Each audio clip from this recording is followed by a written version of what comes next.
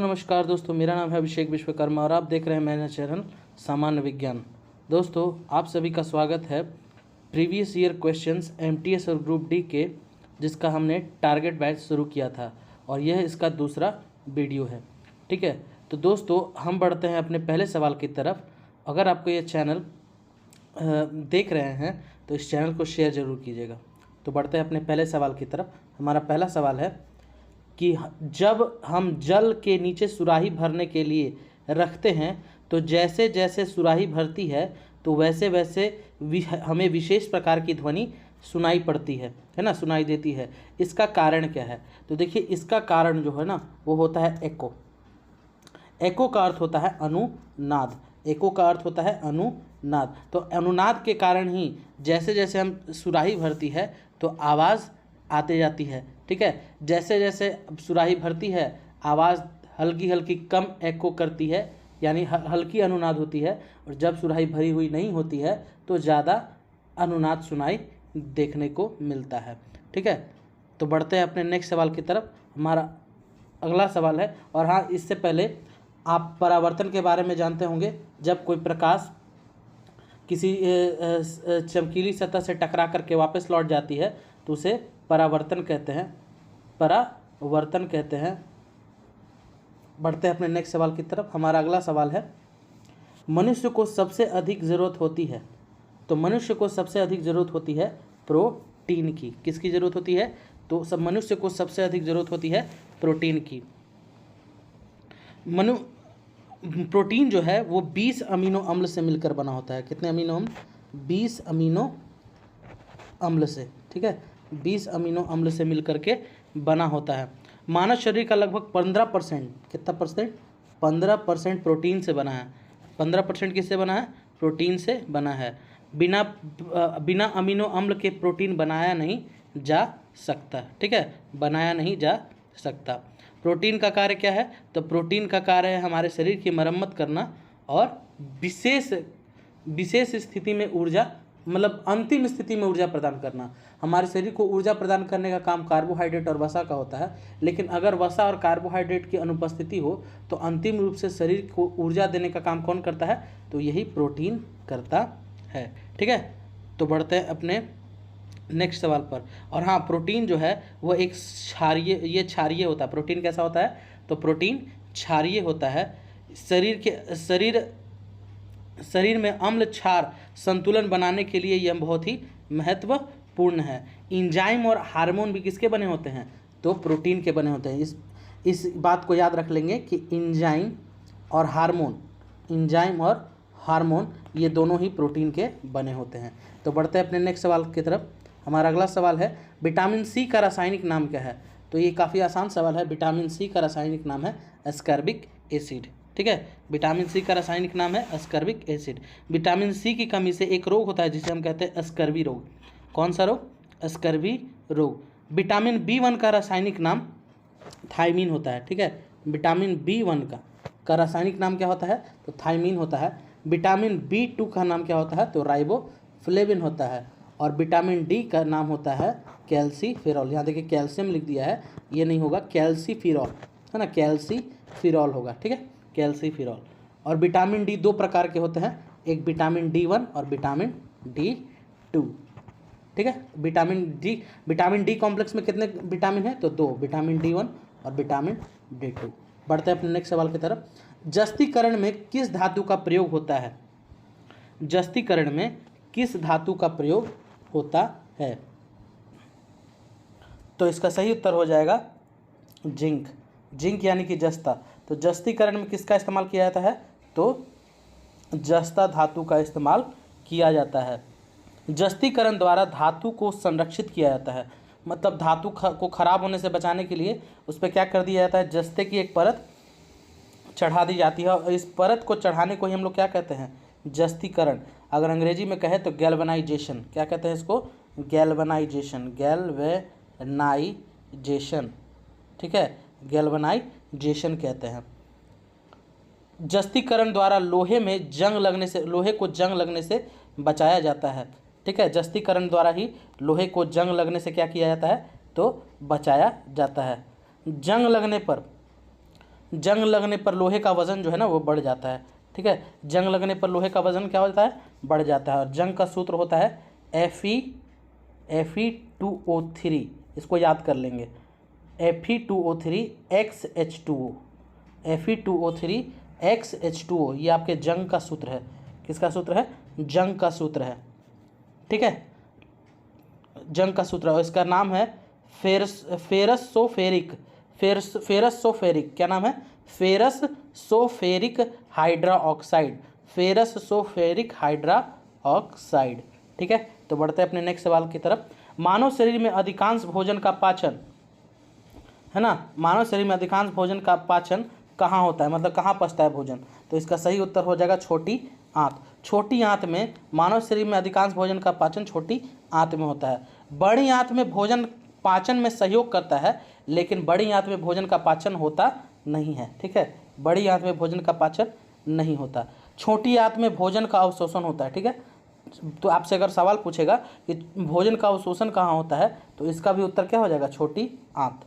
ठीक है, बढ़ते हैं। इसमें और थोड़ी सी बात जान लें। इसमें आंतरिक रस स्रावित होता है। इसमें क्या स्रावित होता है, आंतरिक रस। ये आंतरिक रस पूरी तरह से क्या होते हैं, तो क्षारीय होते हैं। क्या होता है, क्षारीय। और कहा जाता है कि प्रतिदिन 2 लीटर क्षारीय आंतरिक रस स्रावित होता है आपके छोटी आंत से। भोजन का पूर्ण पाचन भी छोटी आंत में ही होता है। ठीक है ना, भोजन के पूर्ण पाचन, पूरा पाचन कहाँ होता है, तो छोटी आंत में ही होता है। बड़ी आंत में भोजन का पाचन नहीं होता।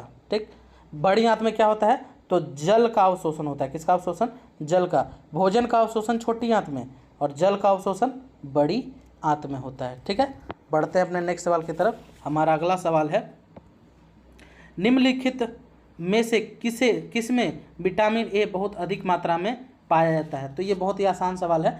सबसे अधिक पाया जाता है गाजर में। ठीक है, दाल में सबसे अधिक प्रोटीन पाया जाता है, चावल में सबसे अधिक कार्बोहाइड्रेट पाया जाता है, और गेहूं में से भी सबसे अधिक क्या पाया जाता है, तो कार्बोहाइड्रेट ही पाया जाता है। तो बढ़ते हैं अपने नेक्स्ट सवाल पर। तो इसका सही उत्तर हो जाएगा गाजर। सबसे अधिक विटामिन ए गाजर में पाया जाता है। बढ़ते हैं अपने नेक्स्ट सवाल की तरफ। रेडियो सक्रियता के वर्ग विस्थापन का नियम किसने प्रतिपादित किया। देखिए यहाँ पर 2 ही नाम दिए हुए हैं, या तो एक नाम दिया हुआ ऑप्शंस के अनुसार, लेकिन कुल मिला के 3 लोग थे जिन्होंने वर्ग विस्थापन का सिद्धांत दिया था। ठीक, तो ये थे फैजान, सोडी और रसेल। कौन थे, फैजान, सोडी और रसेल। देखिए यहाँ ऑप्शंस में रसेल नहीं दिया हुआ है। तो वर्ग विस्थापन का सिद्धांत क्या होता है, देखिए कहा जाता है कि जब किसी रेडियो सक्रिय पदार्थ का क्षरण होता है तो वह अपने पीछे वाले पदार्थ में बदलता रहता है ना, अपने से पहले वाले पदार्थ में बदलता रहता है। ठीक है, और जब भी क्षरण होता है तो उसमें 3 प्रकार की किरणें निकलती हैं। किसी भी रेडियो सक्रिय पदार्थ का जब क्षरण होता है तो 3 प्रकार की किरणें निकलती हैं, अल्फ़ा, बीटा और गामा। अल्फ़ा जब निकलता है तो एक हीलियम की कमी हो जाती है। ठीक है, एक हीलियम की क्या हो जाती है, कमी हो जाती है। जब बीटा निकलता है तो 1 इलेक्ट्रॉन की बढ़ोतरी हो जाती है। क्या होती है, बढ़ोतरी। और गामा के निकलने या न निकलने से कोई प्रभाव नहीं पड़ता, कोई प्रभाव नहीं पड़ता। तो इसी को कहते हैं वर्ग विस्थापन का सिद्धांत, कि जब भी किसी तत्व से मान लीजिए अल्फा निकल गया तो उसका परमाणु क्रमांक 2 घट जाएगा और परमाणु भार भी कितना घट जाएगा, 2 घट जाएगा।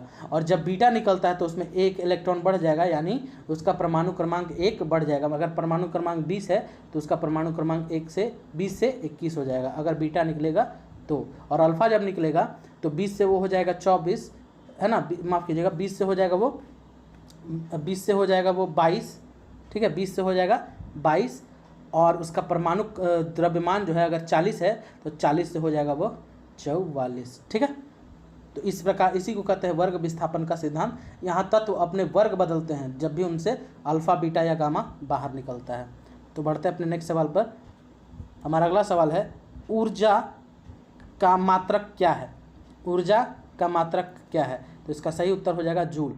देखिए ऊर्जा का मात्रक जो है वो आपका जूल है। कार्य का भी मात्रक क्या होता है, तो जूल होता है। तो ऊर्जा और कार्य 2 ऐसे आपके यूनिट हैं जिनका मात्रक क्या होता है, जूल होता है। क्या होता है, जूल। ठीक। जूल सेकंड आपको पता है किसका मात्रक है, जूल सेकंड, ये आपके शक्ति का मात्रक है, जिसे हम लोग क्या कहते हैं, वाट, क्या कहते हैं, वाट कहते हैं, ठीक है। तो वाट आपका यही जूल सेकंड कहलाता है, वाट आपका क्या कहलाता है, तो जूल सेकंड कहलाता है, क्या कहलाता है, जूल सेकंड, ठीक है। और पास्कल आपका, पास्कल जो है ये आपके दाब का मात्रक है, ठीक है, दाब का मात्रक यानी प्रेशर का, है ना, प्रेशर का मात्रक है। और एक बार में 1.31 गुणे 10 के पावर 5 पास्कल होता है, ठीक है, पास्कल होता है। तो बढ़ते हैं अपने नेक्स्ट सवाल पर। हमारा अगला सवाल है, रक्त संचरण संबंधी खोज किसने की थी। तो रक्त संचरण संबंधी खोज किसने की, तो विलियम हार्वे ने की थी। फिर देखते हैं कि यहाँ पर एक और नाम दिया हुआ है आपका लिस्टर। तो लिस्टर को एंटीसेप्टिक सर्जरी का जनक कहा जाता है ना, एंटीसेप्टिक सर्जरी का जनक किसको कहा जाता है, तो जोसेफ लिस्टर को कहा जाता है। एडवर्ड जेनर टीका की खोज किसने की, एडवर्ड जेनर ने ही की थी। ये आपके माफ़ कीजिएगा, चेचक का जो टीका था, चेचक का, उसके टीकेकरण की खोज किसने की थी, तो एडवर्ड जेनर ने की थी। वाटसन और क्रिक ने डबल हेलिक्स मॉडल दिया था डीएनए का, ठीक है। और विलियम हार्वे ने क्या किया था, तो रक्त संचरण की खोज की थी। और रक्त ग्रुप यानी ब्लड ग्रुप की खोज किसने की थी, तो कार्ल लैंड स्टीनर ने की थी। किसने की थी, कार्ल लैंड स्टीनर ने की थी। तो बढ़ते हैं अपने नेक्स्ट सवाल की तरफ। हमारा अगला सवाल है, स्टीम इंजन का आविष्कारक थे। तो स्टीम इंजन के आविष्कारक थे जेम्स वाट। कौन थे, जेम्स वाट। जेम्स वाट ने ही स्टीम इंजन का आविष्कार 1825 में किया। कब किया, 1825 में, ठीक है। और 1830 में, कब, 1830 में दुनिया की सबसे पहली ट्रेन चलती है मैनचेस्टर से लिवरपूल के बीच, मैनचेस्टर से लिवरपूल के बीच, ठीक है। रुडोल्फ डीजल, पहली डीजल इंजन का आविष्कार इन्होंने ही किया था। तो बढ़ते हैं अपने नेक्स्ट सवाल की तरफ। कार्बोहाइड्रेट का कौन सा प्रकार हमारे भोजन का मुख्य घटक है। तो इसका सही उत्तर हो जाएगा स्टार्च जो है हमारे भोजन का जो है ना मुख्य घटक है कार्बोहाइड्रेट का। तो कार्बोहाइड्रेट का कार्य क्या क्या होता है, तो कार्बोहाइड्रेट का कार्य आप लिख सकते हैं, ऑक्सीजन द्वारा शरीर की ऊर्जा की आवश्यकता को पूरा करना, ठीक है। शरीर में भोजन संचय की तरह कार्य करना, विटामिन सी का निर्माण करना, विटामिन सी का निर्माण करना, न्यूक्लिक अम्लों का निर्माण करना, जंतुओं के बाह्य कंकाल का निर्माण करना, ठीक है, जंतुओं के बाह्य कंकाल का निर्माण करना। अब रहा सवाल कार्बोहाइड्रेट का। तो कार्बोहाइड्रेट का जो सूत्र होता है वो होता है आपका C6H12O6, C6H12O6 होता है, ठीक है। बिल्कुल ये ग्लूकोज के सूत्र जैसा है। किसके सूत्र जैसा, तो ग्लूकोज के सूत्र जैसा, ग्लूकोज, ठीक है, ग्लूकोज के सूत्र जैसा है, ठीक। जिसमें अगर यहाँ पे जो कार्बन, हाइड्रोजन और ऑक्सीजन का अगर परसेंटेज निकालें, अनुपात निकालें, तो अनुपात हो जाता है 1:2:1, ठीक है। ये दोनों कट जाएंगे 1:1 से और ये कट जाएगा 2 से, ठीक है, 2 से। तो आपका निकल जाता है 1:2:1। बढ़ते अपने नेक्स्ट सवाल की तरफ। रक्त समूह, किस रक्त समूह के व्यक्तियों को सार्वभौमिक दाता या यूनिवर्सल डोनर कहा जाता है। देखिए यहाँ पर डायरेक्ट लिख दिया गया है, तो इसका सही उत्तर तो आपको हो जाएगा ग्रुप ओ। ये सर्व दाता यानी यूनिवर्सल डोनर कहलाते हैं। लेकिन अगर आपसे एग्जैक्ट पूछेगा कि OB पॉजिटिव या OB नेगेटिव, तो इसका सही उत्तर हो जाएगा O नेगेटिव, है ना, O नेगेटिव। O पॉजिटिव या O नेगेटिव, तो इसका सही उत्तर हो जाएगा O नेगेटिव। इन दोनों में भी सार्वभौमिक दाता कौन है, तो है आपका O नेगेटिव, ठीक है। और सर्वग्राही कौन है, सर्वग्राही कौन है, दाता नहीं, सर्वग्राही कौन सा ब्लड ग्रुप है, तो यह है आपका AB। और AB में अगर पूछेगा आपसे AB पॉजिटिव या AB नेगेटिव, तो इसका सही उत्तर हो जाएगा AB पॉजिटिव। AB पॉजिटिव किसी प्रकार के रक्त को, है ना, ले सकता है, और O नेगेटिव किसी प्रकार के व्यक्ति को रक्त दे सकता है, ठीक है। तो बढ़ते हैं अपने नेक्स्ट सवाल पर। हमारा अगला सवाल है, अवशोषित भोज्य पदार्थ को प्रोटोप्लाज्म में बदलने की प्रक्रिया क्या कहलाती है? तो अवशोषित भोज्य पदार्थ को प्रोटोप्लाज्म में बदलने की प्रक्रिया एसिमिलेशन कहलाती है। क्या कहलाती है? एसिमिलेशन। ठीक है, एसिमिलेशन कहलाती है। तो बढ़ते हैं अपने नेक्स्ट सवाल पर। हमारा अगला सवाल है, अल्टीमीटर से क्या मापते हैं? तो देखिए, अल्टीमीटर से भूतल से ऊंचाई मापते हैं। क्या नाम मापते हैं? भूतल से ऊंचाई, मतलब ज़मीन से कितनी ऊंचाई है उसको मापने के लिए हम अल्टीमीटर का प्रयोग करते हैं। यह अल्टीमीटर आपके वायुयान में लगा होता है। किस में लगा होता है?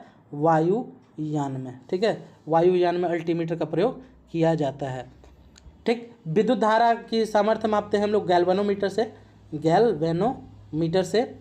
और वायुमंडलीय दाब हम लोग मापते हैं बैरोमीटर से। ठीक है, बैरोमीटर से।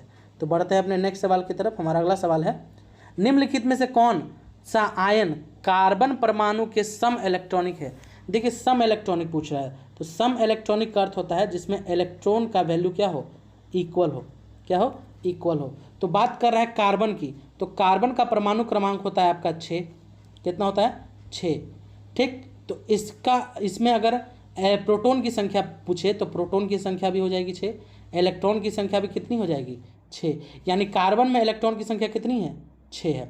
अब यहाँ देखते हैं ऑप्शंस में, तो ऑप्शंस में आपको ऑप्शन नंबर डी जो दिख रहा है ना, नाइट्रोजन, नाइट्रोजन का परमाणु संख्या आता है, परमाणु संख्या होता है आपका, ठीक है, नाइट्रोजन का परमाणु संख्या होता है वो होता है आपका 7। कितना होता है? 7। और इसका परमाणु क्रमांक भी कितना होता है? तो ये भी होता है 7। ठीक, तो इसमें इलेक्ट्रॉन की वैध मात्रा भी क्या हो जाएगी? तो ये भी हो जाएगी 7। ठीक है, तो इसमें भी 7 हो गई। लेकिन यहाँ पे सम कहाँ हो रहा है? बराबर कहाँ हो रहा है? इसमें भी 7 है, इसमें 6 है, इसमें 7 है और इसमें 6 है। लेकिन आप ध्यान से देखिए तो n के ऊपर आपको एक प्लस है ना चार्ज दिखाई दे रहा होगा। क्या दिखाई दे रहा होगा? आवेश दिखाई दे रहा होगा प्लस का। ये जो चार्ज तभी आता है जब वह इलेक्ट्रॉन का त्याग करता है, कोई तत्व इलेक्ट्रॉन का त्याग करता है। अगर वह इलेक्ट्रॉन को ग्रहण करता है, देखिए यहाँ पर वो इलेक्ट्रॉन को ग्रहण कर रहा है तो उसके ऊपर माइनस चार्ज है। लेकिन यहाँ अगर कोई तत्व इलेक्ट्रॉन का त्याग करता है तो उसके ऊपर प्लस चार्ज है। यानी इसके पास 7 इलेक्ट्रॉन थे और इसने एक इलेक्ट्रॉन को क्या कर दिया? त्याग दिया। तो जब ये एक इलेक्ट्रॉन अपना त्याग देगा तो इसके पास भी इलेक्ट्रॉन की संख्या कितनी बचेगी? 6 ही बचेगी, जिसके कारण यहाँ पर ये जो है सम इलेक्ट्रॉनिक हो जाता है नाइट्रोजन के, नाइट्रोजन प्लस। ठीक है, नाइट्रोजन प्लस के। तो इसका सही उत्तर हो जाएगा N+। बढ़ते हैं अपने नेक्स्ट सवाल की तरफ। हमारा अगला सवाल है, किसी धातु की सभी स्थितियों के लिए कौन आभासी और सीधा प्रतिबिंब बनाता है? तो इसका डायरेक्ट सही उत्तर हो जाएगा बी और सी, है ना। अवतल लेंस और उत्तल दर्पण, ये दोनों ही बिल्कुल एक जैसे होते हैं। क्या होते हैं? दोनों ही बिल्कुल एक जैसे होते हैं। इन दोनों में ही जो इमेज बनता है वो उल्टा सीधा बनता है। क्या बनता है? सीधा। और जब भी आपका इमेज यानी कि चित्र सीधा बनेगा, इसका मतलब वह चित्र कैसा होगा? तो वह चित्र आपका, है ना, आपका आभासी हो जाएगा। क्या हो जाएगा? आभासी। ठीक है, वो चित्र आपका क्या हो जाएगा? आभासी हो जाएगा। तो आभासी व सीधा प्रतिबिंब बनाता है कौन? तो अवतल लेंस और उत्तल दर्पण। अवतल लेंस और उत्तल दर्पण, यानी सही उत्तर हो जाएगा बी एंड सी। बढ़ते हैं नेक्स्ट सवाल की तरफ। अमोनियम क्लोराइड तथा शुष्क बुझे हुए चूने के मिश्रण को गर्म करने पर क्या प्राप्त होगा? तो इसका सही उत्तर हो जाएगा अमोनिया गैस, है ना, अमोनिया गैस, यानी NH3 और NH4 को क्या कहते हैं? तो अमोनियम कहते हैं। NH4 को क्या कहते हैं? तो अमोनियम कहते हैं। ठीक है, लेकिन NH3 को क्या कहते हैं? अमोनिया। तो अमोनिया गैस हमें प्राप्त होगा। बात करते हैं, अगर पूछ रहा है आपसे कि कैल्शियम बुझे हुए चूने का रासायनिक सूत्र क्या होता है? तो ये होता है CaOH का होल 2। ठीक है, CaOH का होल 2। और आपके अमोनियम क्लोराइड का सूत्र होता है NH4Cl। तो बढ़ते हैं अपने नेक्स्ट सवाल पर। हमारा अगला सवाल है, ऊष्मीय विकिरण तथा प्रकाश के अंतर में संबंध निम्नलिखित कथनों में से विचार कीजिए। ठीक है, तो इसका सही उत्तर हो जाएगा ऊष्मीय विकिरण कम तापमान पर जबकि प्रकाश अधिक तापमान पर निकलता है। प्रकाश को निकलने के लिए आपको अधिक तापमान चाहिए। ठीक है, और ऊष्मीय विकिरण जो है ना वो कम तापमान पर ही निकल जाता है। ठीक है, और ऊष्मीय विकिरण तथा प्रकाश दोनों ही अदृश्य होते हैं, दोनों को ही हम देख नहीं सकते। तो इसका सही उत्तर हो जाएगा 2 और 3। अगर आपको पूरे ऑप्शंस पढ़ने हैं तो वीडियो को पॉज कीजिएगा और आराम से सभी ऑप्शंस को पढ़ लीजिएगा। तो बढ़ते अपने नेक्स्ट सवाल की तरफ। हमारा अगला सवाल है, सेल्सियस, फ़ारेनहाइट तथा रोमर पैमाने पर ताप में निम्नलिखित संबंध बताएं। तो देखिए ये तो आपका बिल्कुल गलत हो जाएगा, ये भी आपका गलत हो जाएगा। तो आपका सही उत्तर होगा ये, है ना, C/100 बराबर F-32/180 बराबर R/80। तो ये आपका सही हो जाएगा। लेकिन अब इसमें अभी भी केल्विन जो है ना, केल्विन पैमाना, यहाँ केवल सेल्सियस, फ़ारेनहाइट और रोमर पैमाना पूछ रहा था, इसलिए आपका ये आंसर गया है। लेकिन इसमें केल्विन पैमाना जो है ना वो मिसिंग है। तो उसका सही हो जाएगा आपका C/5। देखिए ये जो 5 लिखे ना ये सारे कट गए हैं, 180, 80 और 100, ये सभी को काट करके हमने लिखा है, ठीक है। तो C/5 बराबर F-32/9 बराबर K-273, K-273, ठीक है, K-273 यहाँ लिख देते हैं 273 और नीचे हो जाएगा 5, K-273 और नीचे हो जाएगा 5 इक्वल टू R/4। तो ये हो जाएगा आपका सही, ठीक है, ये हो जाएगा आपका सही, ठीक है। तो बढ़ते हैं अपने नेक्स्ट सवाल पर। निम्नलिखित में से किस हार्मोन की रासायनिक प्रकृति एस्टेरॉयड होती है? तो इसका सही उत्तर हो जाएगा कार्टिसोल, है ना। कार्टिसोल की रासायनिक प्रकृति एस्टेरॉयड के जैसी होती है। एस्टेरॉयड जो है एक प्रकार की दवा है, इसका इस्तेमाल खिलाड़ी त्वरित ऊर्जा के लिए करते हैं। ये क्या करता है, आपके एड्रिनल ग्रंथि से, है ना, हार्मोन की जो गति है ना वो बढ़ा देता है, जिसके कारण आप तेज़ दौड़ने लगते हैं, आपका दिमाग तेज़ काम करने लगता है, ठीक है, आपके अंदर ताकत बढ़ जाती है और इस प्रकार से लोग खेल वगैरह में भी बेईमानी करते हैं। तो बढ़ते हैं अपने नेक्स्ट सवाल की तरफ। दाब तथा आवेग की बीमा क्या है क्रमशः? तो ये सही उत्तर हो जाएगा ML-1 T-2 तथा MLT-1। तो MLT-1 हो जाएगा आपका आवेग का और ML-1 T-2 ये हो जाएगा आपके दाब की बीमा। तो बढ़ते हैं अपने नेक्स्ट सवाल पर। निम्नलिखित में से कौन सा सिलेंट्राट समुदाय के अंतर्गत आता है? तो इसका सही उत्तर हो जाएगा जेली फिश। देखिए सिलेंट्राट समुदाय उसको कहते हैं जो एक जलीय जीव हो। कौन सा जीव हो? जलीय जीव हो। और जलीय जीव जो है ना, इसमें भी 2 परतें हों। कितनी परत? 2, एक आंतरिक परत और एक बाहरी परत, ठीक है, आंतरिक परत और साथ ही साथ बाहरी परत। तो बढ़ते हैं अपने नेक्स्ट सवाल की तरफ। हमारा अगला सवाल है कि सार्कोप्लाज्म क्या है? सार्कोप्लाज्म क्या है? तो इसका सही उत्तर हो जाएगा, यह एक रेखित मांसपेशी की अर्धतल तरल इंटर फाइबर पदार्थ है ना। ये रेखित मांसपेशी की अर्धतरल इंटर फाइबर पदार्थ है, ठीक है। इसकी उत्पत्ति भ्रूणीय मेसोडर्म में होता है। इसकी उत्पत्ति कहाँ होती है? तो भ्रूणीय मेसोडर्म में। मेसोडर्म जो है वो बच्चों में पाया जाता है, ठीक है, एकदम भ्रूण की अवस्था में मेसोडर्म बच्चों के लीवर में पाया जाता है। कहाँ पाया जाता है? लीवर में ही पाया जाता है। ये वही मेसोडर्म है जहाँ पर बचपन में, यानी भ्रूणीय अवस्था में, बचपन तो नहीं कहेंगे, भ्रूणीय अवस्था में आपके रक्त का निर्माण होता है। वयस्कों में अस्थि मज्जा में और भ्रूण में आपके मेसोडर्म में। और मेसोडर्म कहाँ मौजूद होता है? तो यह यकृत में मौजूद होता है भ्रूणीय अवस्था में, ठीक है। तो बढ़ते हैं अपने नेक्स्ट सवाल पर। हमारा अगला सवाल है कि उपास्थि क्या होती है ना। उपास्थि क्या होती है? तो यह एक सघन तरल उत्तक है, यानी डेंस कनेक्टिव टिश्यू, है ना, सघन तरल उत्तक है, ठीक है, सघन तरल उत्तक है, ठीक है, सघन तरल उत्तक है। बढ़ते हैं इस जैसे आपका एक और हड्डी वगैरह की बात कर लेते हैं। तो लचीलापन, है ना, इसमें लचीलापन पाया जाता है। उपास्थि में क्या पाया जाता है आपका? तो लचीलापन पाया जाता है। कैल्शियम के कारण होता है, ठीक है, इसमें ये जो आपका उपास्थि है इसमें कैल्शियम के कारण ये बनते हैं, ठीक। इसकी मौजूदगी सीमित है। इसकी मौजूदगी क्या है? सीमित है। नाक की चोटी यानी नाक का जो नोकीला भाग है, आगे का भाग है, पॉइंटेड पार्ट जो है वो, तथा बाह्य कान यानी बाहरी कान है ना, बाही कान, इसी में आपके उपास्थि पाई जाती है। तो नाक और कान में उपास्थि पाई जाती है ना, उपास्थि पाई जाती है। ठीक है, तो बढ़ते हैं अपने नेक्स्ट सवाल पर। अच्छा एक बात और, अस्थि में जो प्रोटीन पाई जाती है ना उसे ओसीन कहते हैं। क्या कहते हैं? Ossein protein. कौन सा प्रोटीन? ओसीन। अस्थि में जो प्रोटीन पाई जाती है वो प्रोटीन है आपकी ओसीन प्रोटीन। तो बढ़ते हैं अपने नेक्स्ट सवाल पर। हमारा अगला सवाल है कि रासायनिक तुल्यांक W तथा विद्युत रासायनिक तुल्यांक Z के दो पदों में फैराडे नियतांक है। तो फैराडे नियतांक हो जाएगा आपका F = W/Z। फैराडे नियतांक का जो वैल्यू होता है, एक फैराडे